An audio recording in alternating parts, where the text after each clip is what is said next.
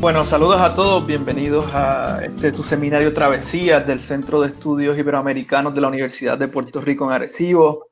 Estamos muy contentos de llevar a cabo otra actividad más, en este caso para hablar sobre temas muy caribeños, ¿no? El tema del corso en el siglo XVIII, piratas, las Antillas, etcétera. Y más contento aún porque esta actividad se realiza en colaboración con la Asociación Americanista de Cataluña, cuyo vicepresidente, Raúl Moscoso González, va a estar exponiendo y presentando esta conferencia. Y me gustaría presentar a Raúl y ya entenderán por qué Raúl es el invitado, ¿no? Raúl es miembro de la Marina Española actualmente, está destacado como en la Comandancia Naval de San Sebastián, había estado anteriormente destacado en Barcelona y ha corrido prácticamente todo Occidente en la Marina, conoce el Caribe muy bien y lo conoce como los corsarios y los piratas, o sea, en barco. Y bueno, en esos viajes por el Caribe se enamoró de las Antillas y eso lo ha llevado a continuar estudios e investigaciones en ese tema, y sobre un tema que yo sé que te apasiona. Quería solamente puntualizar que conocí a Raúl hace ya como 2-3 años atrás en Barcelona, en las sobremesas después de distintas actividades, compartimos con el profesor Javier Laviña, él es ambos fue director de ambos, director de tesis de ambos, y desde las primeras conversaciones, Raúl ha demostrado ser un tipo de estos que vale la pena conversar con él y escucharlo porque tiene lo que se necesita para esto de la academia y además una disciplina importante en la investigación, en el trabajo de la escritura y tal. Por eso Javi está tan contento con que sea su discípulo y por eso también estamos muy contentos de que esté con nosotros. Así que Raúl, el tiempo es tuyo y estamos dispuestos a escuchar. De acuerdo, muchísimas gracias, Gabriel, y bueno, y a todos los que asisten a esta pequeña conferencia, ¿no? Bueno, yo voy a hablar, como bien habéis dicho, sobre el corso hispano en el siglo XVIII y voy a dividir un poco la presentación. Primero vamos a hacer un poco de contexto, eh, qué es un corso, qué es un pirata y cómo llegamos hasta el siglo XVIII. Luego voy a hablar un poco sobre el contexto puramente ya más caribeño y introduciremos luego la figura de Miguel Enríquez, que es el corsario puertorriqueño o sanjuanero, como queramos llamarlo, por antonomasia. Y luego finalmente añadiremos un cuarto tema, como me has comentado, del corso dominicano, que también te interesa y sobre el que estoy más versado además, para situarnos un poco en el contexto americano, porque es muy, muy interesante, sobre todo el del siglo XVIII. Bien, pues empezamos. No vamos a hablar aquí ahora sobre qué es un corso, qué es un pirata, porque nos comeríamos todas las 2 horas que estamos aquí. Es un problema de corte jurídico y en el que además no existe un punto de unión entre más que nada porque, como comprenderemos, lo que llamaríamos actualmente derecho internacional no aparece hasta el siglo XIX, por lo tanto, lo que se entendía en aquel momento, que era como el derecho de gentes, no era ni más ni menos que la aplicación de los diversos tratados, entendiendo que no había un tratado firmado por todas las potencias, sino que cada potencia firmaba un tratado con otra. Por lo tanto, podemos encontrar que la monarquía hispánica tenga un tratado de navegación con Inglaterra, en el que se le den ciertas preeminencias que se le nieguen luego a España o a Francia o se le nieguen a las Provincias Unidas. Y esto todo hace una amalgama que es muy difícil y propiciará lo que conocemos como piratería americana, ¿no? Las banderas negras del 18, cuando comience a saturarse esta situación. Como bien dicho, el corso es un fenómeno marítimo, es un fenómeno violento y sobre todo es un fenómeno, todas las o sea, marítimas que que desembocan en el mar, da igual del que mar hablemos, han utilizado el corso o piratería de Estado, y además cuenta con larga tradición en la monarquía hispánica. A los Pero lo que tenemos que entender es que el corso, en primer momento, no se trata ni más ni menos que de atacar al enemigo para vaciarle el comercio y de esta forma vulnerar lo que sería su potencia económica. Y además era una actividad que era libre, es decir, bastaba con aludir a que tú habías sido atacado para que el monarca te diera autorización para atacar a cualquier otro súbdito de aquel país para recuperar lo que a ti te daba igual. Y esto creó un problema porque al final, cuando los estados crecen y se comienzan a articular relaciones internacionales, hay que poner coto a la violencia desenfrenada de los súbditos porque, lógicamente, están dañando esas relaciones. En la monarquía hispánica esto tiene lugar el 12 de 1400, y cuando Fernando el Católico y en el parte de Aragón, la reina Isabel, a atacar debido, y lo tengo aquí apuntado, por ser un gran deservicio a Dios y a nuestro daño, que también daña la cosa pública. ¿Qué significa esto? ¿Se eliminó el corso? No, para nada. Lo único que se hizo fue eliminar esta prerrogativa de poder atacar. A partir de ahora solo se podría atacar bajo lo que conocemos, ¿no?, como voluntad regia o pacto. Todo esto es importante porque todo esto va a ser lo que se va a llevar a, estamos hablando de 1489, en apenas 2-3 años ya tendrá la expedición de Colonia. A partir de aquí todo lo que conoceríamos como conquista o ocupación. Aquí ya traeremos en otro debate. Bien, esta pragmática de 439 se mantendrá un poco en el tiempo.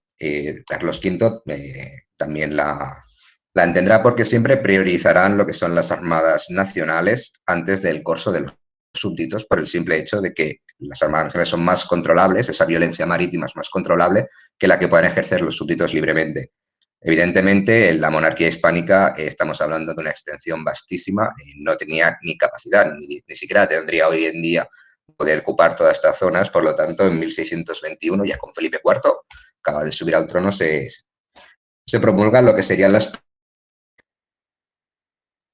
son unas ordenanzas, que es un compendio a la que se añaden otras adiciones en 1623 y 1624, que permite a los súbditos de acceder a las patentes de corso para atacar siempre al enemigo, aunque con unas visiones muy específicas. Es decir, se atacará, por ejemplo, solo en estado de guerra. Por lo que en el Mediterráneo esto es muy sencillo, porque el estado de guerra perenne con los reinos musulmanes básicamente hacía que cualquier persona pudiera armar un barco y salir a atacar a las plazas africanas. Pero en América esto será un poco diferente, porque el tema de América, guerra abierta, lo que se dice guerra abierta en muy pocas circunstancias. Se trata más de una guerra de baja estrofa, ¿no?, en el que los corsarios ingleses y franceses entran dentro del Caribe y asaltan las posiciones españolas. Lógicamente, habrá un cambio de paradigma muy grande a partir de 1655, ¿no?, cuando los ingleses hagan con la isla de Jamaica. Lógicamente, también cuando un poco antes los holandeses hagan con las islas ABC, ¿no?, Aruba, Curazao y Bonaire.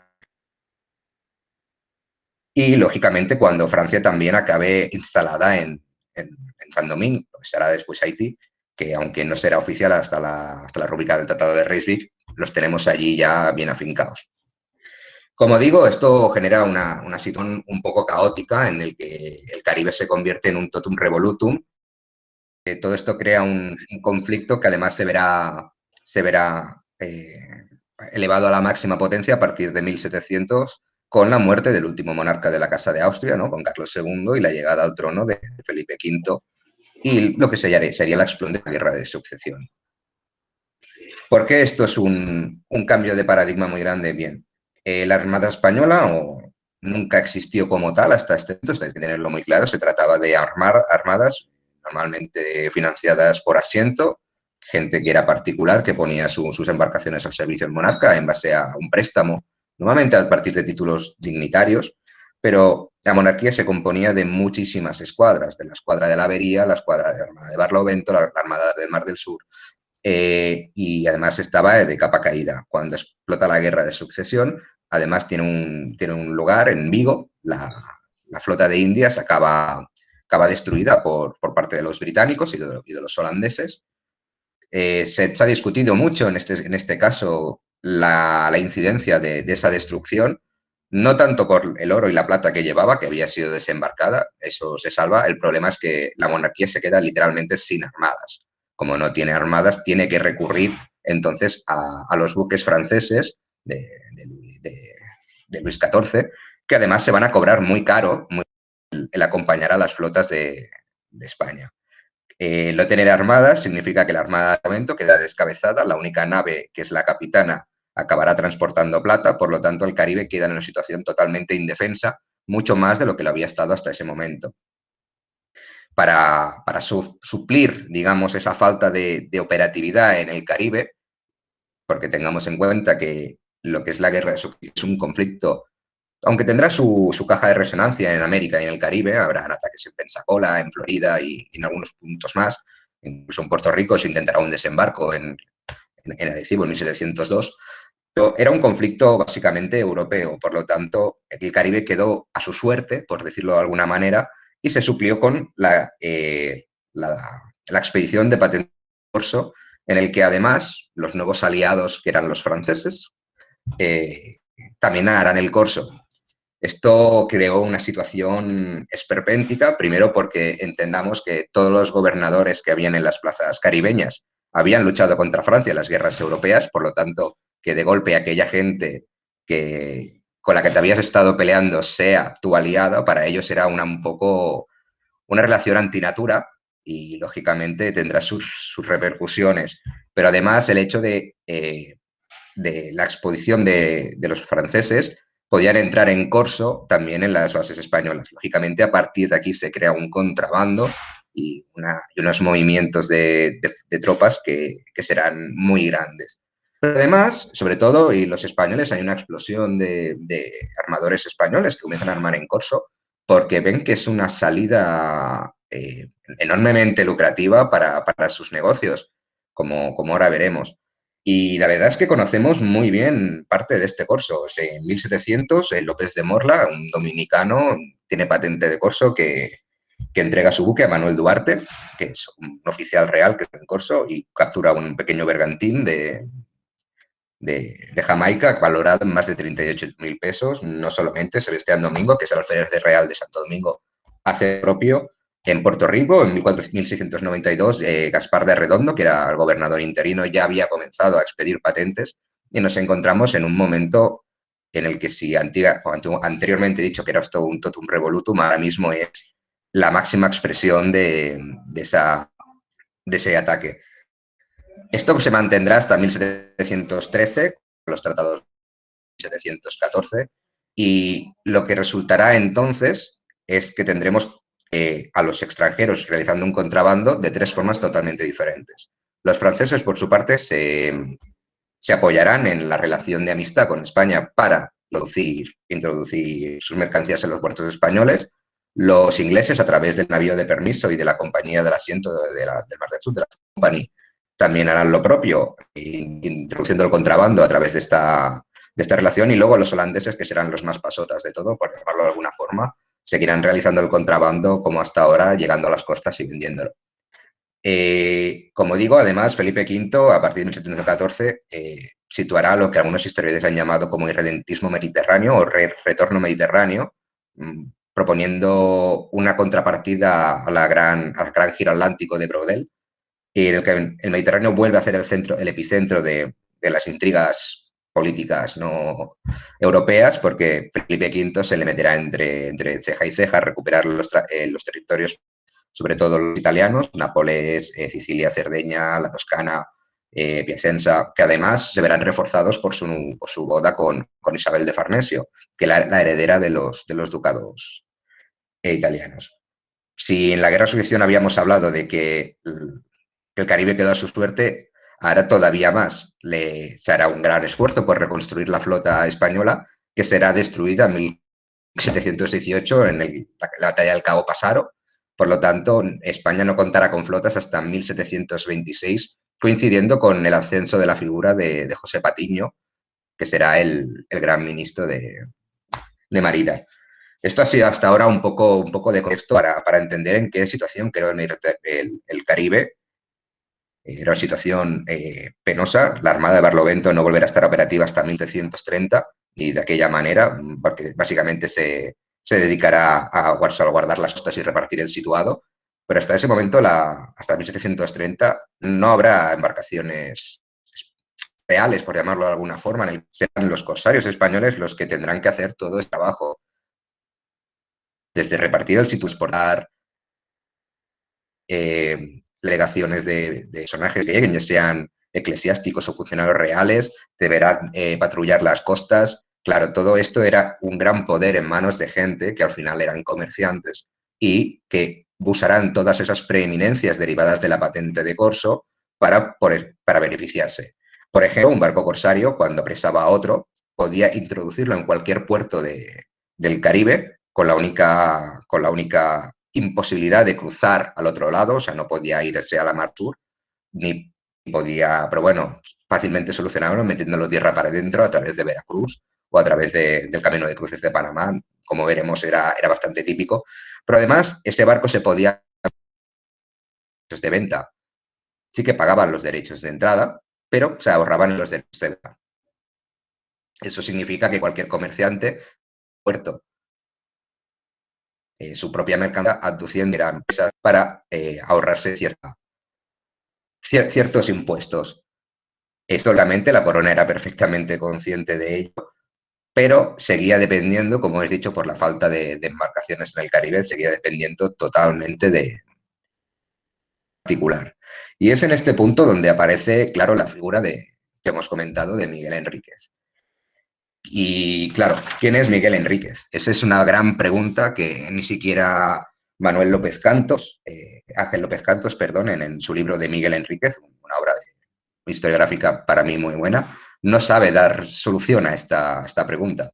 Miguel Enríquez es un monjuanero y además de una de las capas sociales más bajas que puedo hacer. O sea, su madre era Graciana, eso está demostrado, que nació esclava, ya se manumitaba cuando nace Miguel Enríquez, pero la abuela de Miguel Enríquez era una esclava negra casi trigueña que además nunca habló el español. Es decir, estamos hablando de un personaje que en principio no tenía ascendencia alguna dentro de la sociedad puertorriqueña.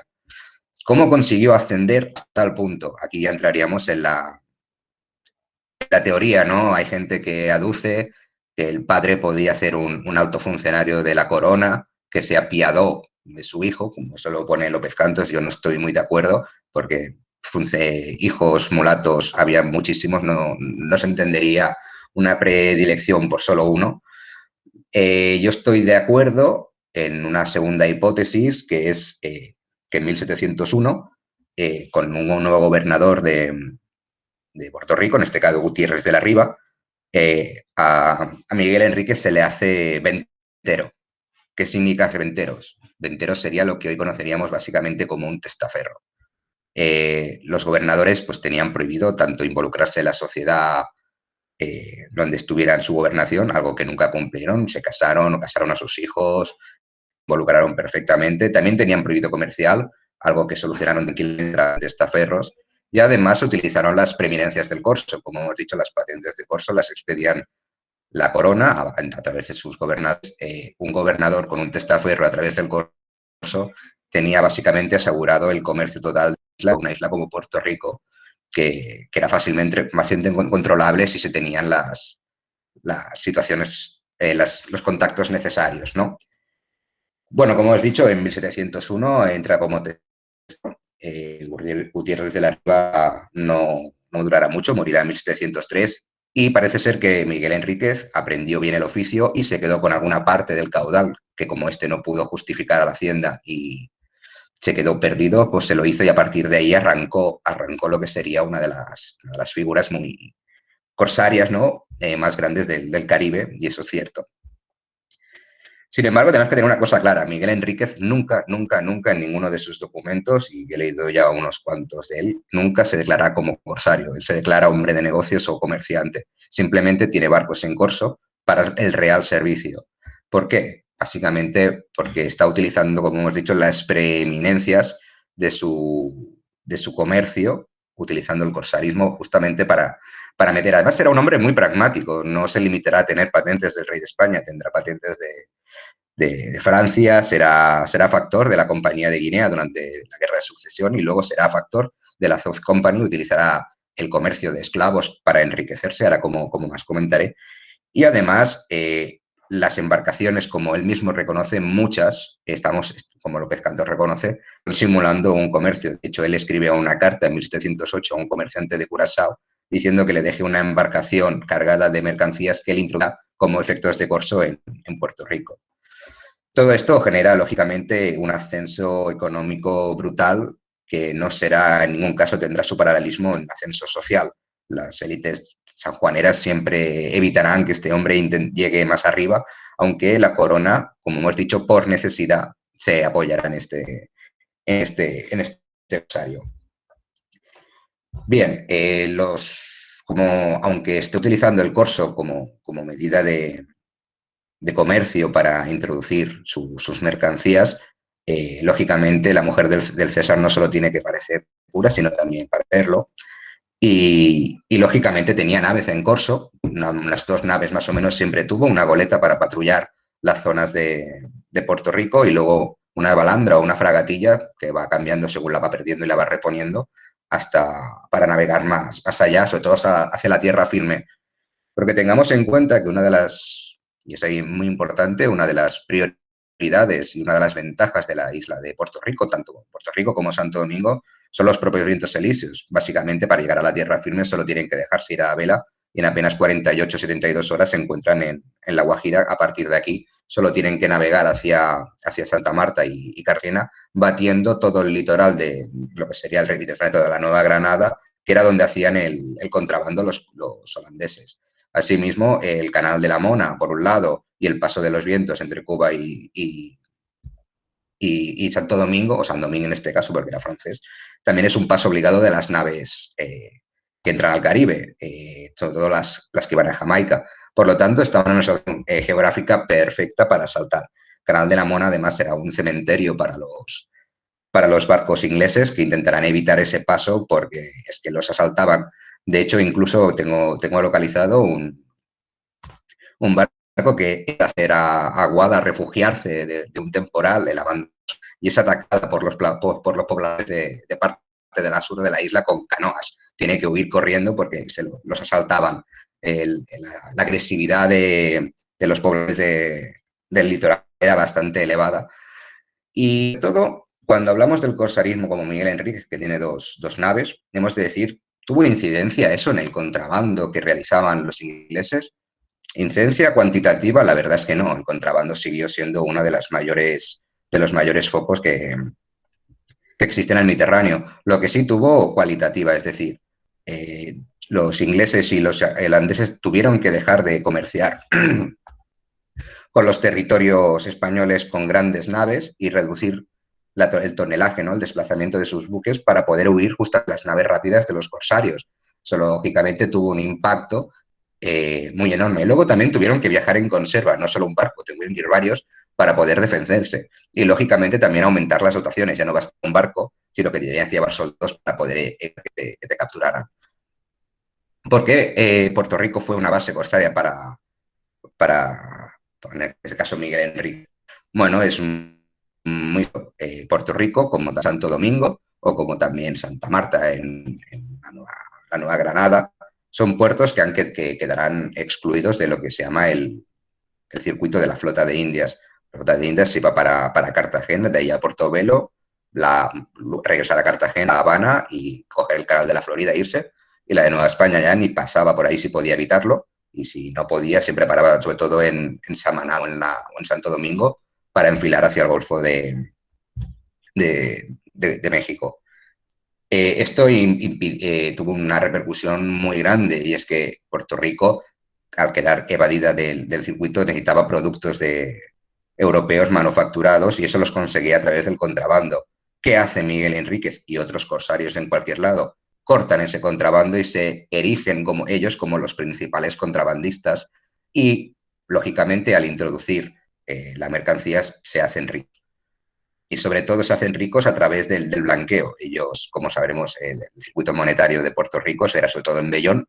Ellos lo que hacían era que cobraban todas las mercancías en vellón, lo prestaban a la gobernación y esto se los devolvía en plata cuando llegaba al situado.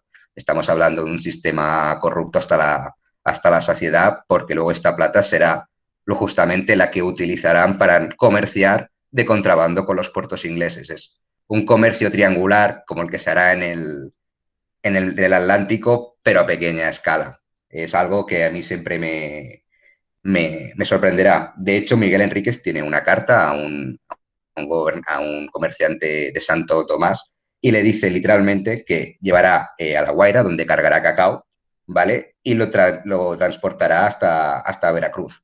En Veracruz venderá ese cacao en plata y esa plata transportará otra vez hasta Curazao, donde comprará los productos que tenga que comprar en Curazao, introducirlos en Puerto Rico como efectos de corso, dejando muy claro que ese blanqueo de capitales y de comercio prohibido deberá hacerse indispensablemente adelantarse a la flota de Indias. Y en la flota de Indias todo ese sistema se va a tomar por saco porque se inundan con productos europeos y los corsos quedaban situados. Y esa es una de las sorpresas que me llevé yo. ¿Por qué los corsarios no están en Cartagena de Indias, no están en Veracruz, puertos principales? Precisamente por esto, cuando comencé a estudiar y me di cuenta de que los corsarios eran sobre todo antillanos, era porque al quedar excluidos de del circuito de Indias era perfecto. Era perfecto porque encontraban una sociedad dispuesta a comprarle unos productos sin importarle de dónde fueran la procedencia. Y además, sobre todo, si tenéis el beneplácito de la gobernación, como en el caso de Miguel Enríquez con Gutiérrez de la Riva o con otros, como ahora contaremos, eso ya se transformaba en una patente para hacer cualquier cosa. Y además, lógicamente, la debía permitir ese contrabando barra corsarismo, más que nada porque no tenía buques como para impedirlo. Y esa será precisamente la tumba de Miguel Enríquez, que no sabrá calcular muy bien cuándo para como hemos dicho, Miguel Enríquez contará con la aquiescencia de Gutiérrez de la Ribia, pero esto no será así, sobre todo cuando llega el 11 de julio de 1711 el gobernador Juan de Rivera. Juan de Rivera quería sustituir directamente a Enríquez y casi lo consigue, le expropió todo lo que tenía, embarcaciones incluidas, y él quejará a la corona. Y como has dicho, la corona tendrá tal necesidad de que Enríquez siga con sus corsos, porque aunque sea un contrabandista, al final tiene barcos en corso y capturan algunos que otros y defienden su territorio. Y sobre todo que Enríquez, además, como se volcará en el servicio de la corona, transportará órdenes, transportará el situado, lo que haga falta, total, para que él le dejen un poco en paz. Y lógicamente eso acabará con Juan de Rivera y Enrique recuperando todo su esplendor. Eso pasará en 1716. Luego contará con ayuda, por ejemplo, de Daño Granados. Daño Granados también es un personaje, además de los pocos que tendrá dos gobiernos en Puerto Rico y además no sucesivos. En un primero, colaboración total con Miguel Enríquez, ambos se harán de oro. En un segundo, Daño Granados se ve lo suficientemente fuerte como para expulsar de Puerto Rico otra vez a Miguel Enríquez y eso acabará con otra vez el denostado gobernador. La corona echará a un gobernador para proteger a un mulato, es una cosa que no veremos en todo el Caribe en ningún momento. Y claro, ¿cuándo sucede esto? Hay que tenerlo muy claro, en 1621. ¿Qué sucede en 1600? La guerra de la Cuádruple Alianza. Lógicamente, todos contra España. España necesita los barcos. Como podemos ver, siempre es un intento, ¿no?, de quedarse, de cubrirse las espaldas. Y eso le permite a un mulato, Enríquez, alcanzar unos grados sociales y unos beneficios de la corona poco comunes. Y los voy a leer, pues lo tengo aquí. En 1710 será nombrado capitán de mar y guerra. Eso vendría a ser lo que hoy conoceríamos como un oficial de la Armada. Para un mulato sanjuanero aquello era una cosa impresionante, muy pocos muy pocos comerciantes, que, al menos caribeños o criollos, tenían esa destinación. Luego, a partir del 40 sí que se explandará bastante más, pero hasta ese momento era bastante irrelevante. Luego también en 1712 recibirá una de las mayores condecoraciones que puede recibir un súbdito, que es el de Caballero de la Real Efigie de Felipe IV, concedida por Felipe V, por supuesto, que además tiene el uso del don. A partir de 1700 será don Miguel Enríquez y así se dirigirá al Consejo de Indias. Esto lógicamente despertó las envidias de toda la élite puertorriqueñas, sobre todo de los Calderones, que ya hablaremos que serán los que acabarán provocando la caída del propio armador. Y luego también algo ya que a mí me ha asombrado, porque no lo he vuelto a ver nunca más en la documentación, que es una real célula expiatoria.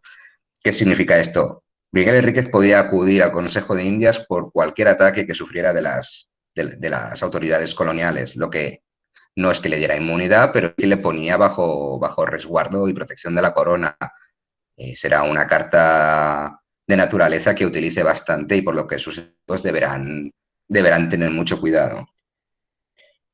Luego tendrá grandes actuaciones. Miguel Enríquez desalojará a los ingleses de Vieques cuando estos intenten probarla en 1718 y lo intentará, aunque fracasó en los Cayos de San Juan en 1720. Los servicios de Enríquez a la corona le permitieron acumular una gran fortuna porque mientras lo necesitó lo dejó en paz. Y vamos a hacer aquí un poquito para ver un poco el impacto, ¿no?, que tiene el corso. La fortuna de Miguel Enríquez en 1723 se tasó, porque lo dice él mismo, en unos 150.000 pesos. Un gobernador cobraba una media de unos 2.200 al año. Eso quitando el primer año con la media nata, o sea, no llegaba a los 4.000 durante su quinquenio. La diferencia, podemos ver que la fortuna de Miguel Enríquez era enorme. Y además, Miguel Enríquez, como hemos dicho, fue un factor de la compañía, utilizó los negros, pero ya no tanto los negros, sino utilizaba que era factor para introducir mercancías, porque era para alimento para los negros, lógicamente estaba engañando, para meterlos en Puerto Rico. Bueno, pues Enríquez cae, como no podía ser de otra forma, la corona decide que ya no le es necesario. Ocurre en 1731 con la aparición de un nuevo gobernador, en este caso el Matías de Abadía. Este gobernador llega, como digo, en 1731 y además llega en un contexto en que el Caribe deja de ser importante porque España se metió en la guerra de sucesión austríaca, que le permitirá recuperar el reino de Nápoles, y esto lo hace en beneplácito con Inglaterra. Es una de las pocas veces que España e Inglaterra se llevarán más o menos bien. Lógicamente, que Enríquez estuviera capturando barcos ingleses, contrabandeando con los ingleses, aquello era un elemento, podía llegar a acciones con Inglaterra, por lo tanto la corona decidió literalmente sacarlo de encima. Esto tendrá una consecuencia que, lógicamente, como sabemos, nosotros que miramos la historia desde una perspectiva de futuro, sabemos que en el 37 volverán a subir las tensiones que acabarán explotando en el 30 con la guerra de la oreja de Jenkins. Precisamente, claro, cuando hablemos del corso dominicano, como le he prometido a Gabriel, veremos el porqué, gracias a la acción de los corsarios. No tanto como Miguel Enríquez, que como he dicho eran más comerciante y contrabandista que corsario, pero sí de la acción de todos los demás. Cuando caiga Miguel Enríquez, habrá incluso la corona de devolverle todo para que pueda volver demasiado tarde, porque Miguel Enríquez acabará muriendo en 1743 y Puerto Rico no tendrá ningún armador de tanta calidad como este. Y como hemos dicho, vamos a hablar un poco de los corsarios dominicanos, o un poquito de todo, ¿no?, del siglo. Para Puerto Rico tengo localizados a varios, más que, como hemos dicho, Miguel Enríquez, que comienza en 1701, pero también Pedro Simón, Alberto de Soto, José Gil, José de Herrera, y luego un tal Miguel Moscoso que aparece como que tuviera 3 embarcaciones en corso. En Cuba también tenemos varios, Pedro de Aguirreín, Manuel de Castañeda, Lorenzo Martel, Manuel Duarte, como hemos dicho antiguamente, y luego los de Santo Domingo para que veamos un poco la diferencia y por qué Santo Domingo será una base corsaria. Solo entre 1719 y 1722 encontramos a Sebastián García, José Campuzano, Baltazar Carrión, Juan Antonio Díaz de la Rabia, Benito Zocarraz, José Pestaña, Pedro Borges, Gaspar y Miguel de Moscoso, Juan Durán, Francisco de Salcedo, y estos son los que tengo localizados. Y ahora, ¿cómo actuaban estos corsarios? Como hemos dicho, no se dedicaban simplemente a asaltar embarcaciones, sino que además eran bastante agresivos. Voy a explicar, por ejemplo, una en el lugar en Juan Antonio de la Rabia.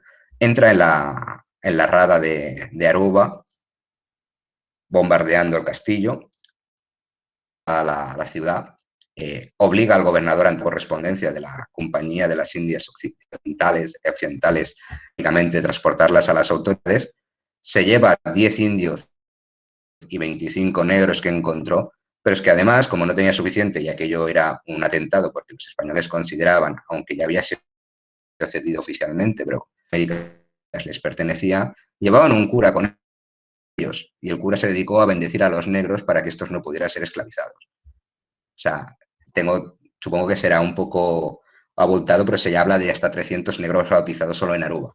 No solamente en Jamaica, también los corsarios cubanos asaltaron la parte norte de Jamaica, lejos de Port Royal, por supuesto, también con la misma intención, se llevaron a los negros, los bautizaron. Se trataba de un ataque, de una guerra de baja intensidad, pero que era una guerra enormemente cruel. Juan Antonio Díaz de la Rabia, un corsario dominicano, es atrapado por los holandeses, pero estos lógicamente no podían atacar a los españoles porque estaban en negociaciones de paz. ¿Qué hicieron? Bueno, les dieron a los dos corsarios, a los ingleses, que llevaron a Jamaica, rompieron sus patentes, ahorcaron como piratas. ¿Por qué lógicamente se trataba de ¿cómo diría? De aplicar el terror de la violencia, el terror del miedo, ¿no? Para que el de otro se lo pensara muy bien. ¿Esto sucedía? No sucedía para nada. Justamente Pedro Borges y Benito Zocarrás juraron vengar a sus compañeros heridos y asaltaron la ciudad de Curazao, bombardeando el castillo, entrando en su rada y llevándose en conserva más de 8 embarcaciones que estaban atracadas en el puerto. Aquello era una guerra, como digo, sin cuartel, pero también una guerra que, como hemos dicho, los corsarios no dejaban de ser contrabandistas. El propio José Campuzano, del que ahora hablaré para que veamos un poco, que es el que más domino, eh, la gran expresión del corsario caribeño, por llamarlo de alguna forma. Este hombre pactó con los holandeses para introducir comercio y realmente estuvo en la prisión de La Guaira justamente por hacer eso. Luego se les perdonaba porque, como hemos dicho, se necesitaban entre ellos. Y bueno, Gabriel, para no entretenerme mucho, estoy acelerando un poco, voy a hablar un poco de José Campuzano, como te he dicho, para que veamos lo que era ya no tanto Miguel Enríquez, porque era una excepción, como he dicho, era un mulato que es una excepción dentro de la sociedad. Vamos a hablar de quién era este, porque sí que es un espejo total de lo que será mi tesis y sobre todo lo que es el corsarismo de Santo Domingo. José Campuzano es hijo de una de las familias más importantes de Santo Domingo. Su padre fue relator, fiscal y juez, además fue juez pesquisidor precisamente en Puerto Rico. Y su madre era una rica criolla, una hacendada que además descendía de los linajes más antiguos de la isla, de Pérez de Polanco, que llegó a la Española en el cuarto viaje de Colón. Aquello, lógicamente, creó una familia enormemente poderosa. Y sus hijos tuvieron 4 varones, más mujeres que se casaron, lógicamente, con otros hacendados, pero de los 4 hijos se aplicaron para introducirse en la sociedad caribeña.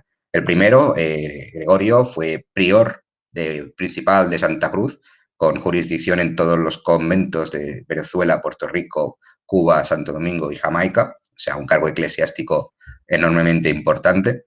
El segundo de ellos, Francisco, fue un hacendado que se instaló en Coro, que además tuvo una gran implicación en la economía de la ciudad. El tercero fue Pedro, que fue un oficial real que participó en la conocida, bueno, ayudó a sofocar la conocida como Rebelión de los Capitanes de Santiago de los Caballeros en Santo Domingo, ¿no? Que además fue uno de los, fue alcalde ordinario 3 ocasiones, lo que sería un criollo dentro de la sociedad. Y luego el pequeño del tema, José Campuzano, que se dedicó, como hemos dicho, a armar una embarcación. No fue un problema para él, de hecho empezó con una embarcación, se llamaba El Firme, una pequeña balandra de 10 cañones y 8 pedreros, y lo bueno que tenía el corso es que si de hecho te dedicabas a él, tus presas pasaban a engordar tu propia compañía. Como hemos dicho, este hombre empieza en 1719, en 1728 tiene una flota de 22 embarcaciones que surcan el Caribe solo para hacer el corso. Estamos hablando de una auténtica flota. Esto llegó al Parlamento de Londres, de hecho los ingleses enviaron hasta 3 embarcaciones de guerra armadas con más de 50 cañones cada uno para atacarlo. Fue un personaje muy importante. Importante hasta tal punto que en 1733, algo excepcional dentro de la sociedad caribeña, esto no volverá a pasar ni antes ni después, hasta 1800 al menos, será ascendido a teniente de navío y se incorporará en Cartagena de Indias a las órdenes a partir de 1737 con Blas de Lezo.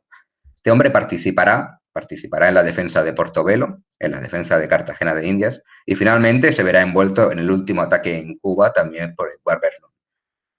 Acabará siendo comandante de los guardacostas de Portobelo, ascendido a capitán de fragata, y cuando acaba la guerra y vuelva a Puerto Rico con una carta de preeminencia, será el regidor decano de Santo Domingo y tendrá una tumba con una capilla. Está instalada en el convento de los dominicos, que fue la primera iglesia, lógicamente, la gran famosa, inaugurada por las Casas, para ver el gran potencial de su vida.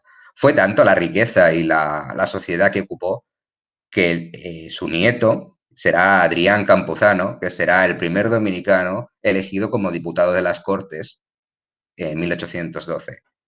Una familia que aparece a mitad del siglo XVII a través del corso, la gran economía que llega a acumular y la gran sociedad, o sea, el gran prestigio social. Imaginaros cómo llega a ese calibre. De hecho, será de los muchos y que podrá llegar a tal, ¿no? No solo él, Pedro de Goycoechea también será capitán de fragata y jefe de los guardacostas de Cuba. O sea, el ascenso económico y social que proporcionaba justamente la violencia marítima, ¿no? El uso de la violencia marítima para el Estado era de unas proporciones enormes.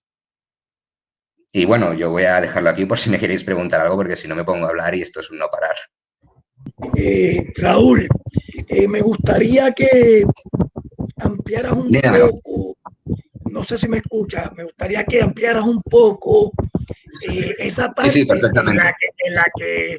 en la que Miguel Enríquez cae, empieza a encontrar, en el que cambia la política de la corona española con respecto a este corso particular que es Miguel Enrique.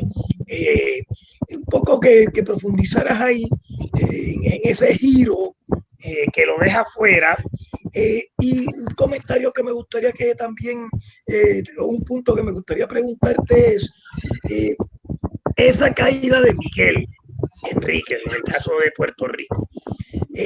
¿Fue generalizada para el corso español o en el caso de los corsos dominicanos y cubanos que has planteado? No, fue otra la temporalidad, es decir, estuvieron todavía en años posteriores realizando tareas ¿verdad? De navegantes al servicio de la corona y al servicio de sí mismo o de su familia, como tú bien planteas. Sí, la caída de Miguel Enríquez, como hemos dicho, sucede en 1731, cuando la corona la corona española deja de y trata una relación de amistad con Inglaterra que le permite al final de la guerra de expresión austríaca, recuperar los territorios italianos. Se trata de una caída generalizada porque todos los corsarios dejarán las Antillas, como Campuzano se trasladará a Cartagena de Indias, otros corsarios como Benito Zocarrás o Díaz de la Rabia o Borges también se trasladarán hasta Santa Marta, Portobelo y otras zonas de la tierra firme, básicamente porque el problema era atacar a los corsos ingleses. No hubo ningún problema con atacar a los holandeses. De hecho, fue lo que les permitió subsistir durante este momento, que el corso holandés siempre, el comerciante holandés, siempre fue atacable porque realizaba un contrabando no tan salvaguardado por las circunstancias, ¿no? Era un contrabando más puro y directo que se acercaban a la costa y barqueaban, no tenía, no se utilizaba a través de subterfugios como el navío de permiso o la compra de los ingleses. El problema de Enríquez es que él no se trasladó fuera de Puerto Rico, él continuó atacando a las embarcaciones inglesas y eso fue lo que le hizo caer. No le hizo caer otra cosa, simplemente su postura no se encontraba en armonía con la política exterior de la corona española y es muy ilustrativo, ¿no? Que el Mendizábal, que era el gobernador que había antes, también que lo benefició hasta grandes cotas, ¿no? Porque estaba en guerra, la guerra anglo-española de 1626-1629, lo benefició grande. En cambio, el siguiente que llega, que es Matías de Abadía, ya le corta todo eso e incluso Mendizábal acaba preso en el Morro y Miguel Enríquez tiene que refugiarse en Sagrado, ¿ya? Para no ser encerrado. De hecho, la caída de Enríquez se la busca, como podríamos decir, él solo, al no contemplar, ¿no?, su política naval con la de la corona. Si Enríquez hubiera hecho como los demás corsarios y se hubiera parado o se hubiera trasladado, o al menos ya no él, sino sus embarcaciones y su corso, posiblemente estaríamos hablando de que Miguel Enríquez no hubiera caído en ese momento, como no cayeron otros que sí que se trasladaron. Gracias por la conferencia. Yo quería preguntarte una cosa o dos, bien sencilla, una curiosidad. La tripulación de estas embarcaciones, ¿dónde era reclutada?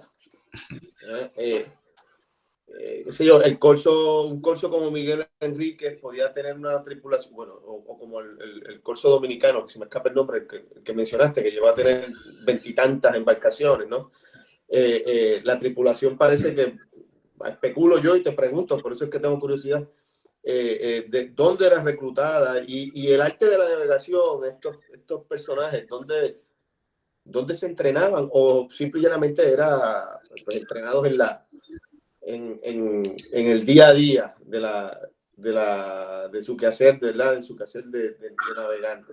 Pues no solamente eran guerreros, sino que también tenían que ser buenos soldados, sino también excelentes navegantes. Y esto implica todo un conocimiento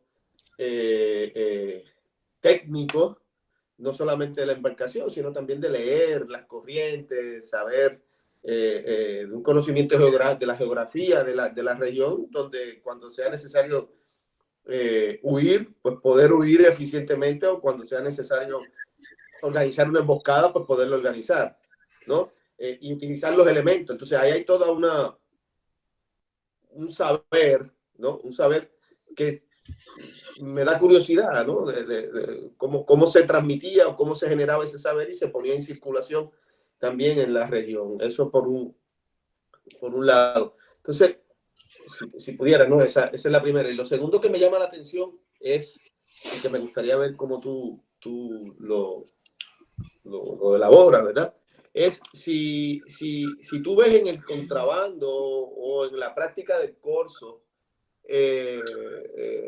un tránsito o un requisito, ¿verdad? Por ponerlo de esa forma, aunque no me gusta la noción teleológica, ¿verdad? Como un antes y un después, ¿no?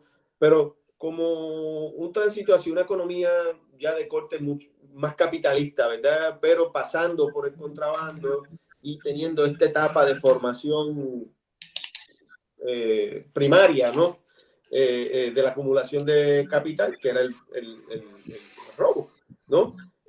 Sin embargo, y prácticas como tú planteaste, ¿no? De una especie de prestamista, blanqueamiento, un poco lavando el dinero y haciéndolo legal, ¿no? Entonces, para eso sí se necesita también otro know-how, otro tipo de conocimiento, ¿no? Y cómo se va transmitiendo ese conocimiento o cómo se va generando ese conocimiento. En otras palabras, yo creo que la práctica del corso, a partir de lo que tú planteas, ¿verdad? no solamente era el corsario o el dueño de la patente, sino que tenía que tener una red de apoyo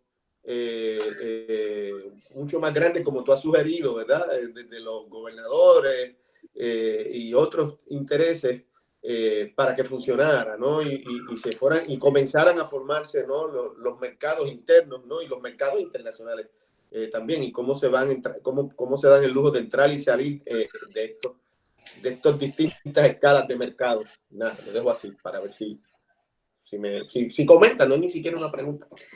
No. Perfecto. No, es una pregunta interesantísima. Te voy a comenzar a responder por la segunda parte, porque eso me dará plan a luego responderte sobre el tema de la tripulación. Sí, o sea, de hecho son redes impresionantes, muy grandes, en las que no solo estaba el corsario, porque aquí tenemos que diferenciar varias figuras. El corsario es el que va en la embarcación, el armador sería el socio, como tú dices bien, capitalista, que es el que pone el dinero y el que al final va a hacer el negocio. Pero luego también había otra serie de figuras como el fiador, era muy importante porque para salir en corso había que dejar una fianza por si se te iba a las manos, por si hacías algo que no se ajustara a las ordenanzas, que nunca se ejecutó, pero bueno, había que dejarla a través de un fiador. Luego también existe la figura del gobernador. Si la patente del gobernador no se puede salir. En el Caribe es una figura importantísima, porque a diferencia del Mediterráneo, en que hay la intendencia que se ha creado desde las reformas de Orri, ¿no? De Jean Orri, en el Caribe no, el gobernador sigue siendo gobernador y capitán militar, capitán general. Tenemos la figura del gobernador civil y el gobernador una sola figura que su poder era omnipresente en cualquier, o sea, el propio, un contador de Cartagena llegará a decir que la esencia de Ávila era que cada gobernador en su gobernación era omnipotente con independencia de cualquier otra cosa. Si además ese gobernador era presidente de una audiencia, tenía el poder judicial como en Santo Domingo, ya eran dioses de la divinidad andantes, no se le podía hacer nada. Entonces, claro, estamos hablando de que el Corsor y toda su red fue grande. Miguel Enríquez no solo navegó con patentes españolas, también lo hizo con patentes inglesas cuando eran enemigos y francesas. Depende del momento, él sacaba una o sacaba otra. Al final eran comerciantes que estaban utilizando el corso. Y luego el tema de la tripulación, como bien dices, es un problema. Una persona de dotación por cada tonelada. Era una medida estándar. A partir de ahí, lógicamente, se ampliaba o se disminuía en función de las necesidades de la campaña que se fuera a realizar. Pero estamos hablando de embarcaciones de entre 80 y 120 toneladas. Eran embarcaciones chiquititas, requerían unos 120 personas más o menos por embarcación. ¿De dónde salían esta gente? De cualquier sitio. Por ejemplo, en Santo Domingo hasta incluso se prohibió, pero se seguía haciendo, se utilizaban a franceses. Y luego hay una cosa, o sea, muy importante, que es una de las cosas que hacían los holandeses con su corso, que los españoles llegaron a copiar en varias situaciones, que era, utilizaban a los esclavos. Ponían a los esclavos a llevar la embarcación y con una, vamos a llamarlo, trampa jurídica, les daban la carta de libertad. ¿Por qué? Porque si en ese momento esa embarcación era apresada por un corso rival, el esclavo, al ser libre, no podía ser vendido. Cuando regresaban a puerto, lógicamente les quitaban esa carta de libertad. Porque, claro, si eran esclavos, eran presa.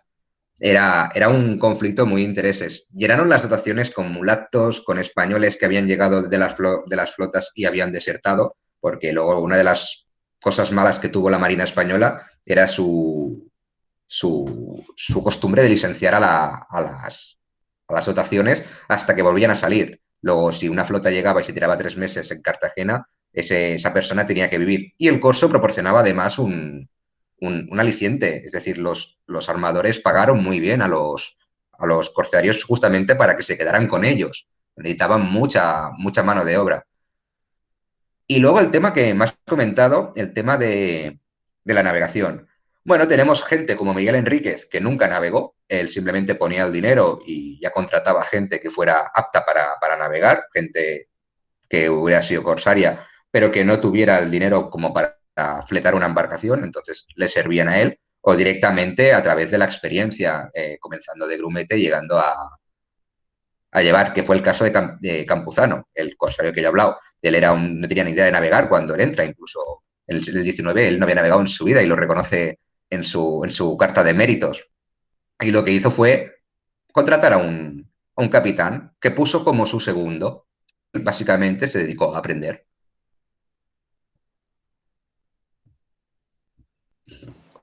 Gracias por la contestación. No, espérate. Yo estoy aquí, Nada. como dice en las tierras de Raúl, flipando totalmente. Primero, porque, o sea, Miguel Enrique era un pirata de la tierra. Nunca navegó en un barco para nada. O el tipo sí que se tiraba al mar en un barquito. Como así Él era hacía. comerciante, él pagaba para que llevaran. Por eso, pero nunca fue un tío que estuviera en los barcos ahí liderando un ataque contra ingleses. Jamás. Gracias. Jamás. Todo lo que hicieron sus barcos lo hicieron sus tripulantes. Él no se movió de San Juan. De hecho, intenta huir una vez cuando lo están persiguiendo y decide que él no navega, que se queda en San Juan mejor. Genial. En el caso de Campuzano sí que Raúl, perdóname, acabas de destrozar la imagen de uno de los grandes héroes. El mito, no, eso es lo que me encanta, ¿no? Estoy yo increíblemente. Lo sé, ya me sabe mal, pero sí. De todas formas, no se puede valorar a mí me suena muy simpático. su importancia. No, es que de eso se trata esto y de eso se trata la investigación y para eso estamos aquí, ¿no? Que a diferencia de Miguel Enrique, sí que Campuzano no sabía nada, pero se montó en el barquito y salió y aprendió a manejar el tema del trabajo marinero, ¿no? Claro, pero Campuzano ya era rico, entonces Sí. Lo que él buscaba era simplemente un ascenso social a través del corso. Claro.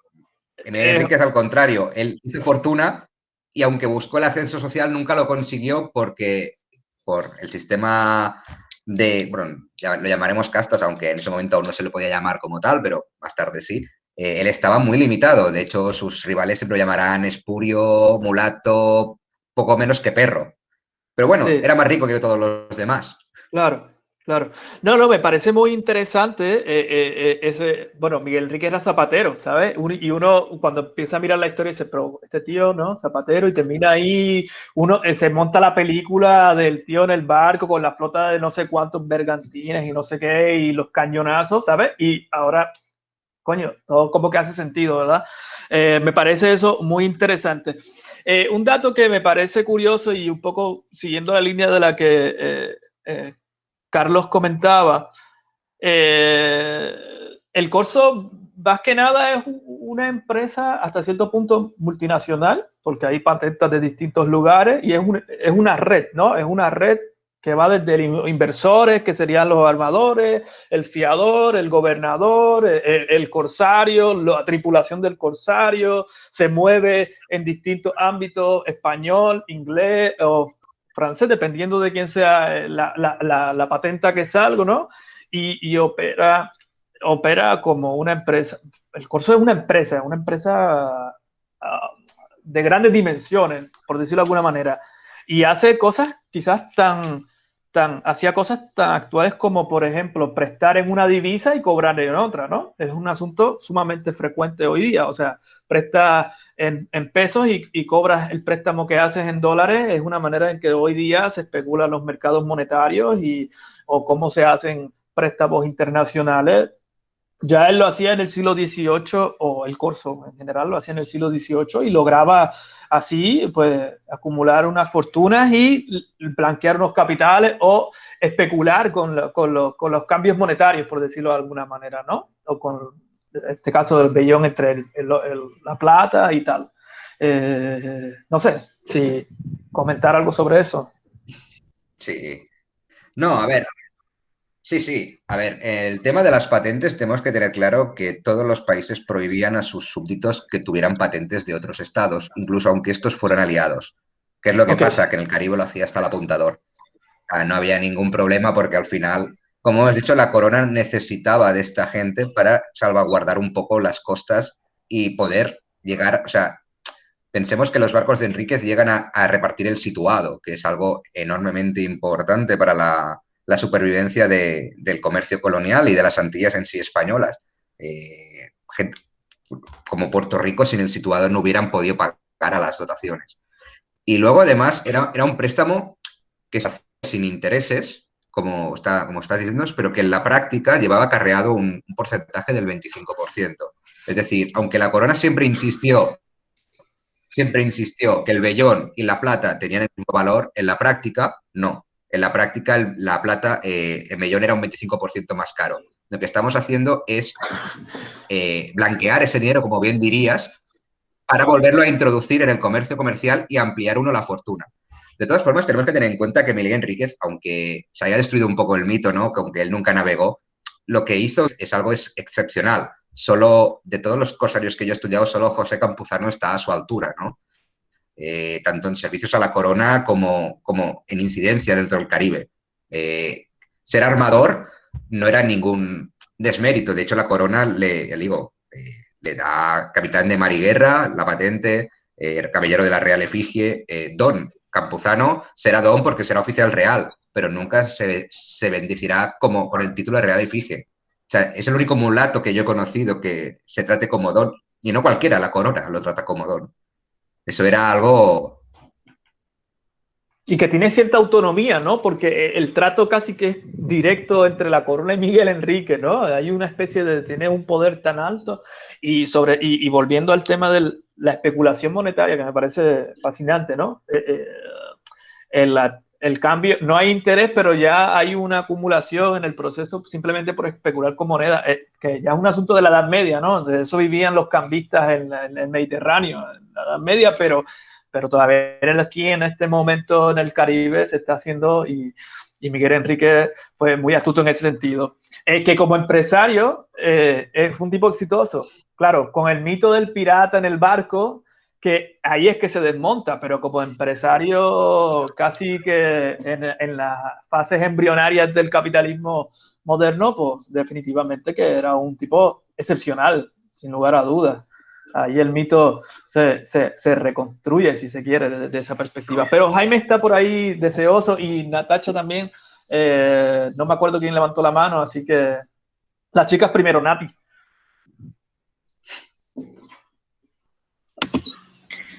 Aunque debo decir que Jaime la tenía levantada hace rato, ¿eh? Sí, bueno.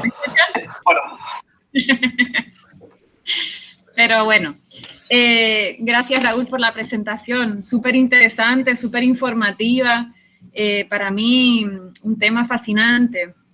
Quería dos cosas, un poco hacerte una pregunta medio reflexiva e introspectiva para ti. ¿Por qué investigar a esta relación, a este puente entre el mar y la tierra, ¿no? Me imagino que está muy relacionado con tu propio puente entre el mar y la tierra, pero quería invitarte a que contaras un poquito desde esa parte, ¿no? Desde la negociación que parece que hay, desde el ejercicio militar, ¿no? En el que participas, y ese ejercicio militar adornado, trabajado políticamente, burocráticamente, para que se convierta, ¿no? y se legitime esta práctica de los corsarios. Así que un poco presentarte ahí esa posibilidad de que nos cuentes por qué dedicarte completamente a esta investigación desde esa transición entre el mar y la tierra. Y por otro lado, un poco relacionado a mi perspectiva de análisis sobre la historia, ¿cómo se veía esa relación o ese rol del corsario en la sociedad, ¿no? En la gente común?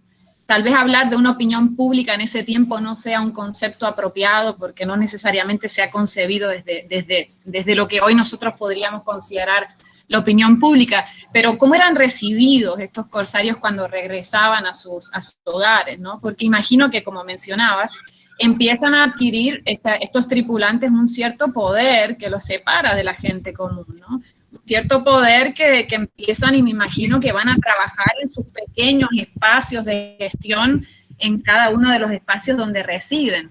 Entonces me llamaba mucho la atención pensarlo, porque desde mi pobre registro de los corsarios, es un poco uno muy cargado desde la versión cinematográfica, poética, literaria, ¿no? De la vida de la vida de los corsarios, de la vida de los piratas, y disculpa mi indiscriminado uso de ambos conceptos, pero no desconozco realmente digamos, de manera minuciosa qué es lo que separa cada uno, ¿no? Pero sí, esa visión, ese rol del corsario está muy, de alguna manera, construida mediáticamente para mí. Entonces, pensarlo desde tu visión documentarista, desde tu visión de investigador, me llama mucho la atención cómo se recibían a esos corsarios en la tierra, ¿no? Particularmente porque, como mencionabas, en el caso de Puerto Rico, por muchos años, la escasez de productos estaba directamente saciada por ese contrabando que llegaba a Puerto Rico por medio de esta relación con los corsarios. Entonces, obviamente eran bien recibidos, pero ¿cómo eran cuidados, eran protegidos, eran deseados, eran resistidos por la gente? Un poco por ahí eran mis dos solamente voy a interrumpir antes que Raúl conteste, simplemente para decir que Miguel Enrique no lo recibía a nadie porque nunca se iba, siempre estaba en tierra. Y es que estoy me refiero, me refiero más a los tripulantes. Te entiendo. A la masa trabajadora, ¿no? A la masa trabajadora que tiene que regresar a su casa y a la que seguramente va a cargar con todas esas tensiones, esos problemas que Miguel Enríquez no tiene que lidiar, porque él está por encima de la esfera del golpe. Sí, lo digo en broma después de la destrucción del mito, ¿no? Era simplemente eso. Ahora sí, Raúl, todo tuyo. No, voy a empezar por la segunda parte del tema que me has preguntado, luego haré una reflexión sobre mi vinculación con el mar y la tierra, que es bastante rara, vamos a llamarlo así, pero vamos a empezar por el tema de la opinión pública, ¿no? Por llamarlo de alguna forma, como bien has dicho. Pues era un poco de cal y de arena, decir, los corsarios cuando llegaban a tierra, llegaban llenos de dinero. Esto no lo he dicho porque, bueno, tampoco quería incidir mucho, pero el reparto de los botines se hacía a través del denominado como tercio vizcaíno. Esto significa que dos tercios iban para el armador, en este caso Miguel Enríquez, ¿no? Que con un tercio teóricamente suplía los gastos que había tenido y con otro era lo que él ganaba, y luego otro tercio que se dividía entre toda la dotación. Esto también animaba a la gente a cazar barcos más grandes.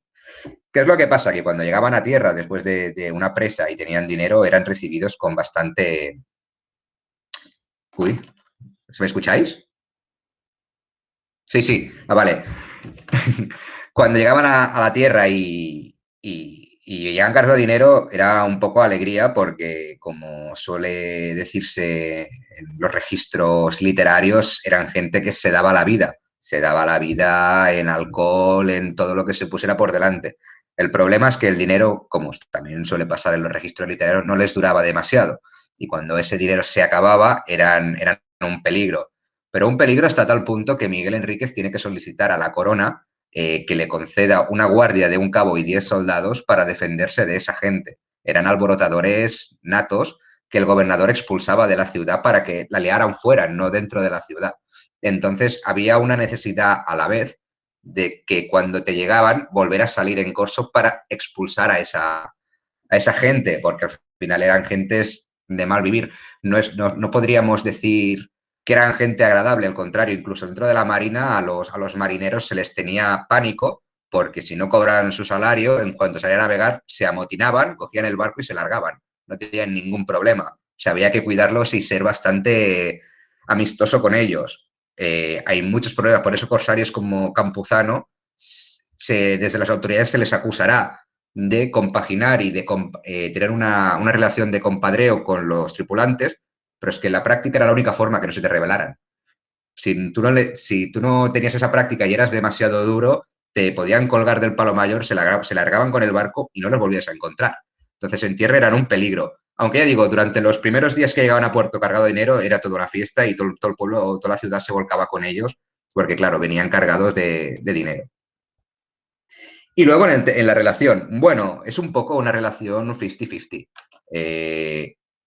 Yo, como bien he dicho, soy militar y he tenido la suerte de navegar, como hablaba antes con Gabriel, por todo el Caribe. He tenido la suerte de visitar San Juan, Santo Domingo, Curazao, de toda la vertiente atlántica la he visitado, desde Veracruz hasta Argentina, pasando por los canales patagónicos, Valparaíso, Chile, Ecuador, he cruzado el canal de Panamá también, luego en Estados Unidos también he navegado por el Pacífico hasta Hawái, es decir, he tenido la suerte de poder navegar muchísimo, conocer gran parte del mundo y también, curiosamente, la parte que no conozco es la europea, eso tiene delito, pero bueno, eso es otra historia.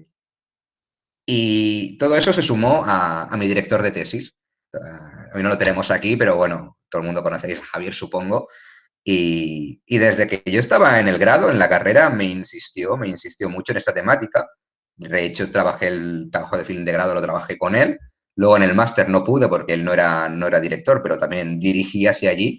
Y ¿qué te voy a decir? A través de cervezas y en el bar, como bien Gabriel sabe, hablando largas jornadas con Javier, es que surgió el tema y yo tenía claro que iba a estudiar algo del Caribe, pero no tenía claro el qué. De hecho, al principio me interesaba más el tema de la Armada de Barlovento, el tema de las armadas nacionales, pero finalmente me dediqué al tema del corsarismo y de la piratería, que son dos temas que curiosamente, con todo el registro cinematográfico que hay y literario a través del romanticismo, es un tema poco cultivado desde un punto de vista académico. Es curioso.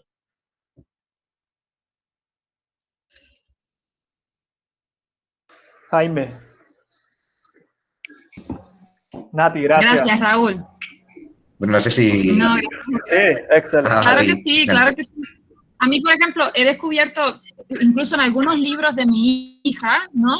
Que resaltan mujeres, algunas piratas mujeres. Y ha sido como un gran descubrimiento para mí empezar a investigar esa participación, ¿no es cierto?, femenina en un rubro bastante, casi completamente dominado por el hombre, ¿no?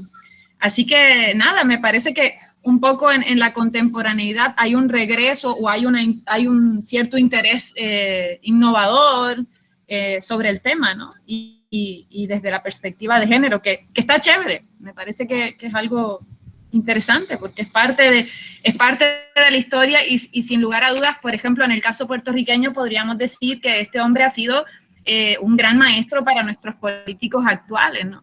Así, no pobres no han llegado a la genialidad de este caballero, pero utilizando de alguna manera esas técnicas de tirar y guardarse. Nada, eso. Gracias. Ahora sí, Jaime. Nada. Gracias, Nati. Muy bueno. Sí, yo quiero también unirme a la felicitación. Ha estado muy interesante, muy iluminadora la intervención, así es que muchas gracias, la he disfrutado mucho.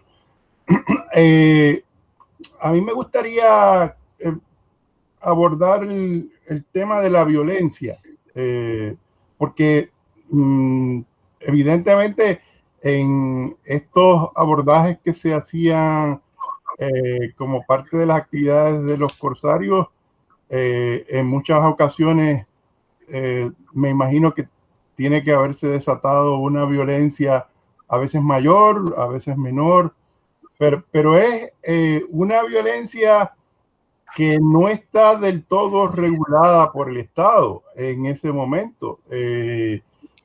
Yo creo que uno de los desarrollos posteriores precisamente consiste en reclamar el Estado el monopolio del uso de la violencia legítima, ¿no? Entonces, eso incluso que tú estabas comentando sobre lo peligrosos que eran estos individuos, estos fulanos, temibles incluso, porque yo creo que las actividades a las que se dedicaban eran en muchas ocasiones violentas, ¿verdad? Entonces,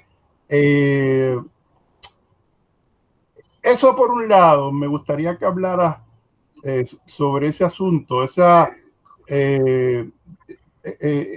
porque se podría quizás hablar de una violencia ejercida privadamente, ¿no?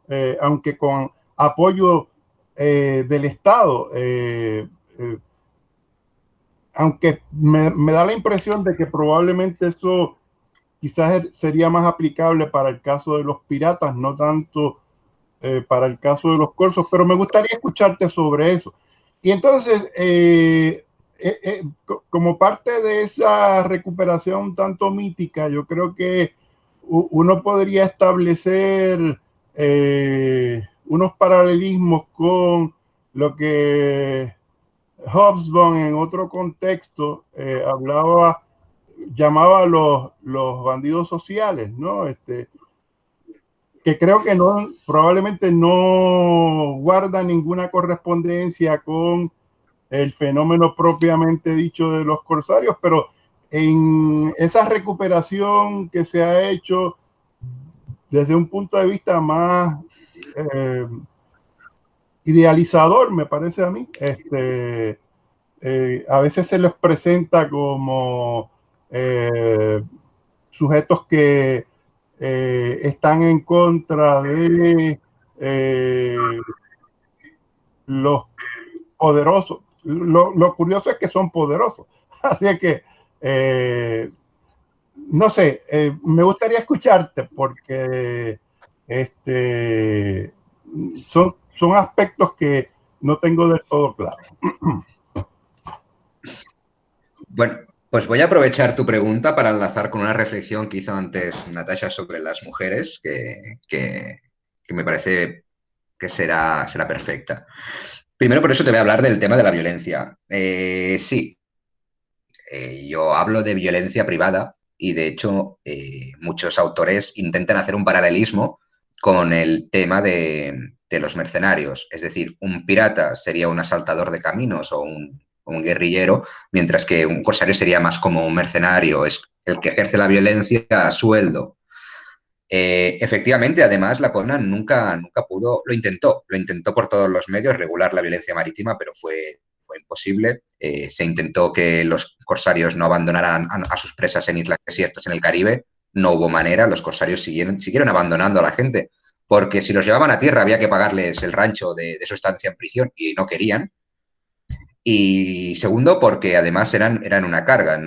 Llevártelos a tierra permitías que hubiera una revolución dentro de los barcos. Ellos dejaban a toda la dotación, llevaban al contramaestre, al piloto y al capitán, y con eso ya tiraban para que certificaran que habían sido efectivamente asaltados por unos corsarios, que los legitimaran en el juicio posterior, pero poco más. A mí me hace a veces cuando he tenido que explicar este tema, yo hago un símil con una autopista. Es decir, el Estado tiene que hacer una autopista, pero no tiene dinero. Entonces, privatiza la construcción de esa autopista a cambio de una explotación de los derechos, en este caso de los peajes, ¿no? El corso es lo mismo. El Estado tiene la necesidad de garantizar la seguridad comercial y la seguridad en sus aguas, pero no tiene la capacidad de hacerlo. Entonces, se ve obligado a privatizar ese trabajo, ese servicio público en manos de corsarios que, lógicamente, al final están trabajando por su beneficio. Y uno de mis artículos lo titulo precisamente por el beneficio y el real servicio, ¿no? Al final es un paralelismo.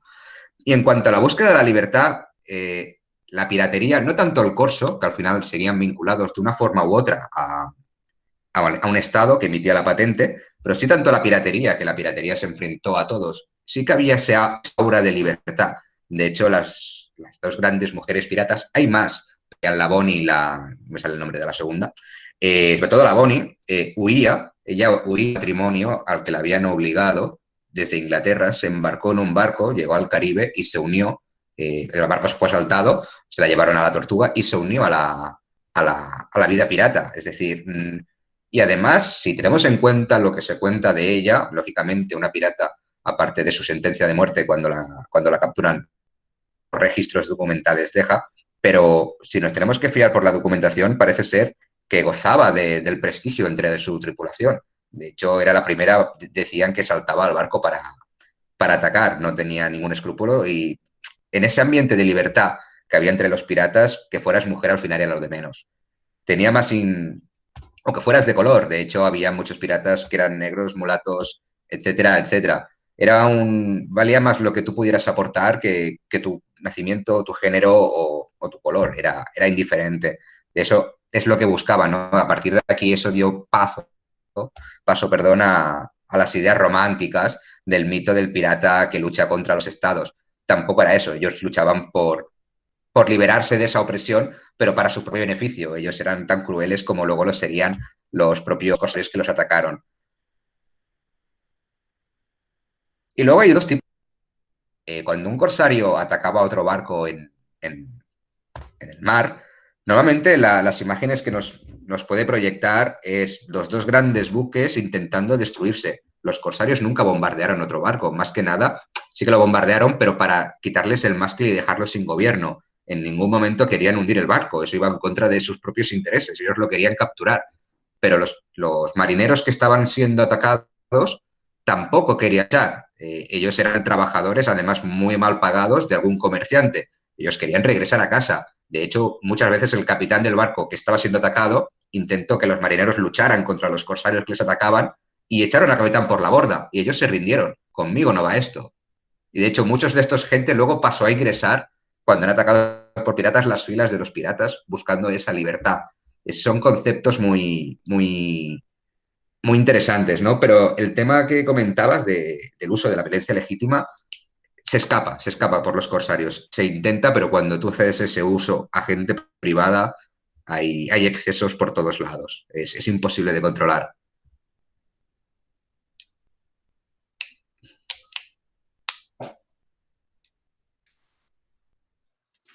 Me parece excelente. Dice Nati por aquí en el chat, Annie Bonny y Mary Red, dos piratas, chicas muy reconocidas. Mary Red, no me salía el nombre. Mary Red, yeah. Exacto.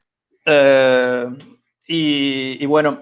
Hubieron más, hubieron muchas más cosas, que estas fueran las más famosas. José.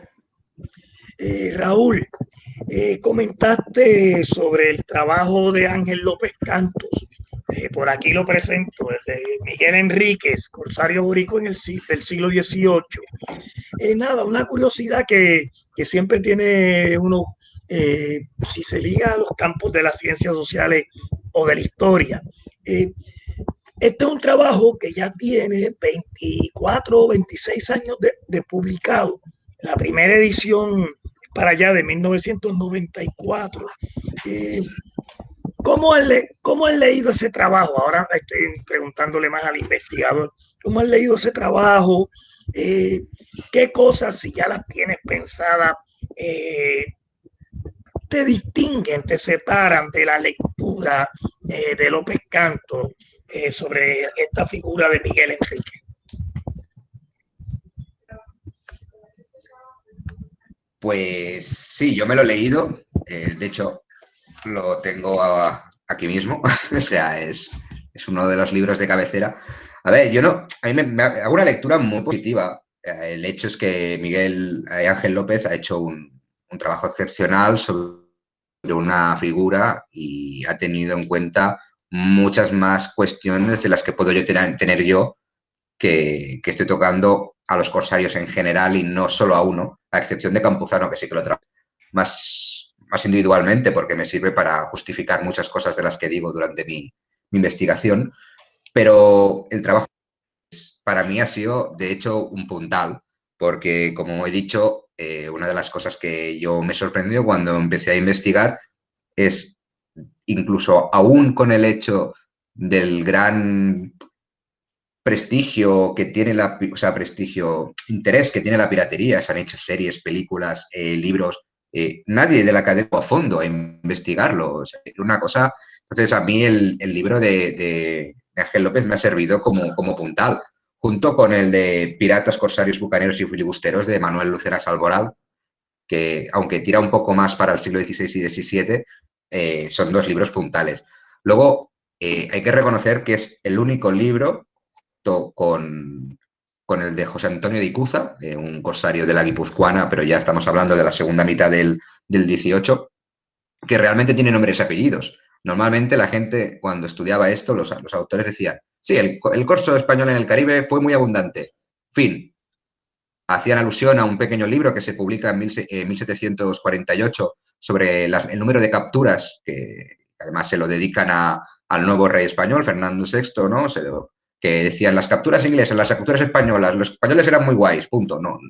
Entonces se articulaba una historia benemencial, ¿no? Una concatenación de hechos que al final no aportaba nada. Entonces, mi idea es aportar algo más a la sociedad, ¿no? Como el hecho del blanqueamiento, de la importancia del contrabando. Pensemos que muchos criollos no veían el contrabando como algo ilegal, sino que era un contrabando forzado por pura subsistencia. No tanto las élites, que las élites lógicamente podían optar a mayores recursos y a mayores mercados, pero sí la gente llana, por decirlo de alguna forma. De hecho, Miguel Enríquez, una de las formas que tuvo de asentar su poder en la ciudad de San Juan fue repartiendo dinero dinero, no tanto dinero, sino alimento, ¿no? Cacao, lo que hiciera falta, arroz, para esa gente. Pagó miles de enterramientos y miles de misas para los pobres. Se trataba de crear una red dentro de la sociedad que, si bien no podía ser clientelar porque ya estaban adoptadas por las élites, sí que era una red de seguridad, un pequeño ejército por el que las élites se lo pensaran muy mucho a la hora de atentar contra su vida. Era un poco por ahí. Pero ya te digo, el libro de Ángel López me parece muy bueno, lo leo a día de hoy.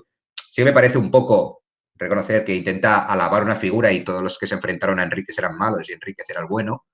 Bueno, aquí como historiador, Ángel López yo creo que no debería haber hecho esto, pero sí que intenta plasmarlo desde desde una perspectiva muy académica, y a mí me ha gustado mucho.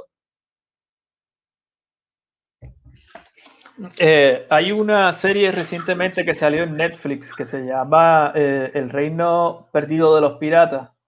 Y tengo que decir que he aprendido mucho más en esta conversación sobre el tema de los piratas que en todos los capítulos de esa serie. Porque definitivamente creo que lo que mencionas ahora mismo con respecto a esta investigación, que me parece sumamente importante, la seriedad académica que le has puesto a tu investigación, a diferencia de lo que usualmente se ha producido sobre piratas, que ha caído un poco en el tema del marketing que produce, ¿verdad?, el tema pirata. Sin embargo, cuando uno se adentra un poco más, y este trabajo que tú por lo menos estás planteando aquí con nosotros, supone un descubrimiento de un tema que se habla demasiado, que es lo que es más interesante, ¿no? Hablamos constantemente de este tema y que nos sorprendamos con lo que tú comentas. No debería ser así, pero así es, ¿no? Lamentablemente, al nivel de investigación en el que encontramos. Sí, a ver, la serie, de hecho, la puse por verla y aguanté 10 minutos. O sea, ya en la presentación ya no pude más. Supongo que esto nos pasa a todos los investigadores. El que estudia la época vikinga se pone Vikings y tal vez se quiere arrancar los ojos, ¿no? Porque a veces lo que nos pasa es que somos demasiado perfectos. Intentamos que nuestra investigación no dejar un solo fleco sin tratar, y que todo lo que ponga esté justificado y que sea tu obra, ¿no? Al final llega a ser tu niño, entonces ves que se simplifica por otro lado y te cuesta aceptar. Pero bueno, no tenemos que dejar de aceptar que al final son series televisivas hechas para el entretenimiento y no tenemos que ser tan duros con ello.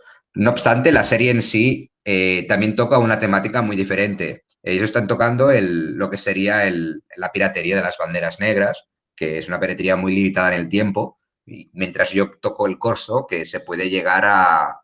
De hecho, el corso en España no se prohíbe hasta después del Tratado de París en 1853. O sea, son 150 años desde que yo comienzo hasta que acaba, más todo el tiempo que hay atrás. O sea, es como he dicho, un fenómeno de larga tradición, o como diría Brodel, de longue durée, ¿no? Sí. Estaba mirando que en Argentina creo que hasta hace algunas décadas también estuvo, digamos, legítima la práctica de las patentes. Sí, de hecho es muy importante. Hay un trabajo de una chica que es argentina, no recuerdo el nombre, que ella estudia cómo los corsarios españoles serán los que conformen las armadas nacionales durante las guerras de la independencia. Es decir, serán los corsarios españoles los que se enfrenten a la Marina española durante las guerras de independencia. O sea, los propios corsarios serán los causantes de la pérdida, ¿no?, por llamarlo de alguna forma, de sus territorios. El provocar esa violencia se les volverá en contra. Sí, es que es una empresa totalmente moderna, o sea, no tiene bando, o sea, va por lo que va y por el que pone la pasta, ¿sabes? Asimismo, muchas gracias, Raúl, por esta charla que nos has ofrecido. No sé si querrías recomendar algún libro a nuestros oyentes. Bueno, a ver, libros hay muchos. Al final cada uno busca su propia literatura, ¿no? El de Miguel Enríquez, como ha comentado, varios autores de Ángel López Cantos, para mí, para situarse en lo que es el contexto, me parece un muy buen libro. Luego el de Manuel Lucena Salmoral, como he comentado, el de Piratas, Corsarios, Bucaneros y Filibusteros, también es un muy buen libro para situarse, aunque trata sobre todo la época del 16 y el 17, no tanto el 18, que es donde para. Y luego tendríamos algunos libros, pero ya serían más tesis doctorales que aún no han sido publicadas o no han sabido. Por ejemplo, tenemos la de Ramón Aizpurúa, que sí que ha sido publicada en formato libro, que es sobre la guipuzcoana de Caracas, que también gran amigo de Javier, que también es muy buen libro. Pasa que ya estamos hablando de obras muy específicas sobre un hecho muy concreto como es la guipuzcoana de Caracas. Yo, para iniciarme en este tema, me quedaría con estas dos. Perfecto. Y solamente por curiosidad, quizás la última pregunta sobre este tema, sí, por lo menos de mi parte. Hablamos de la tripulación, hablamos de no sé qué, de cómo se reclutaban, cómo manejaban este asunto. ¿Qué tipo de embarcaciones? Que siempre es una pregunta que sale en este tema, ¿no? Decía que Miguel Enrique tenía no sé qué barcos y tal, cañones. Uno se hace en la cabeza ahí la película de piratas, ¿no? El barco con sus cañones y tal, que sí. ¿Qué onda? ¿Cuánto se acerca eso a la realidad? ¿Qué tipo de embarcaciones eran estas en estas flotas? Pues se acerca muy poco a la realidad. De hecho, la embarcación corsaria o la embarcación pirata siempre respondió a las embarcaciones comerciales. Es decir, cuando las embarcaciones fueron grandes y estuvieron artilladas, como en el siglo XVII, que sobre todo los contrabandistas usaban los urcas o incluso fragatas artilladas, entonces los corsarios utilizaron fragatas grandes. Cuando se vieron que estas embarcaciones, que al ser tan grandes tenían poca movilidad y que no podían acercarse a la costa para llegar, pasaron a utilizar balandras, que son buques de uno o dos palos, normalmente de uno con un bauprés, de 100, 120 toneladas, algunas de 150, que son muy pocos, con muy poco calado para llegar hasta lo más cercano de la costa. Los corsarios comenzaron a utilizar este tipo de embarcaciones también para acercarse. Como digo, tampoco iban muy artillados, es decir, lo que menos interesaba a un corsario era hundir un barco que quería capturar, para nada, es decir, pegaban cañonazos, pero para desarbolar, acojonar. De hecho, hay un dicho que me lo he encontrado yo varias veces en los documentos, que estaba muy extendido entre los marineros españoles, tanto los profesionales como los corsarios, que era metralla poca, y hay pólvora poca y metralla hasta la boca. Es decir, llenaban los cañones de metrallas para disparar y herir a la gente. En ningún momento querían hundir el barco. Ahora, era un auténtico despropósito que se te disparaban 10 cañones llenos de metralla. No dejaban títere con cabeza. Por eso también los que iban a ser abordados muchas veces decidían rendirse.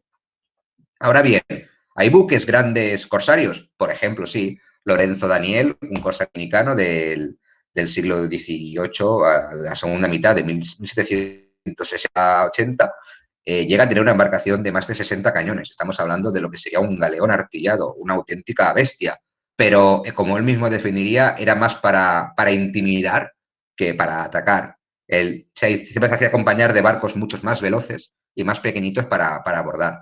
Era un poco como que ellos reutilizaban los que encontraban, al final utilizaban lo que había. Ahora bien, también había situaciones. En Puerto Rico y en Santo Domingo era muy típica la galeota, que era una embarcación entre una balandra y una galera a remos para supervisar las costas.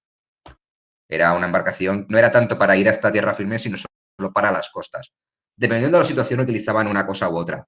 Pero ya te digo, cañones muchos, pero pequeños y sobre todo, si puede ser, sin utilizarlos.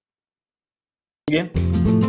Creo que podemos ir acabando. Simplemente agradecerte, Raúl, por tu participación, por estar aquí con nosotros, por la conversación, por ilustrarnos tanto sobre este tema, fascinados con este asunto.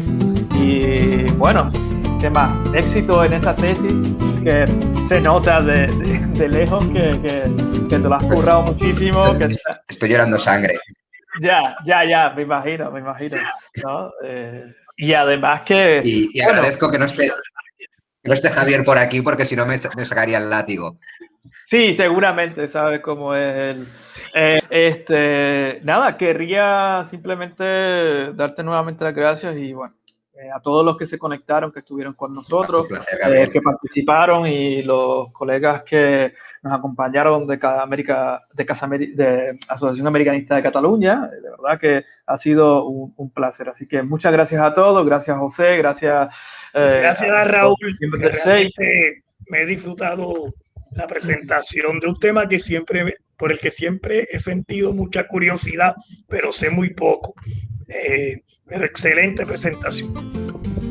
Perfecto. Nati, gracias también por estar por ahí y bueno, será hasta una próxima ocasión. ¿Está bien? Gracias, Raúl. Nos vemos. Gracias.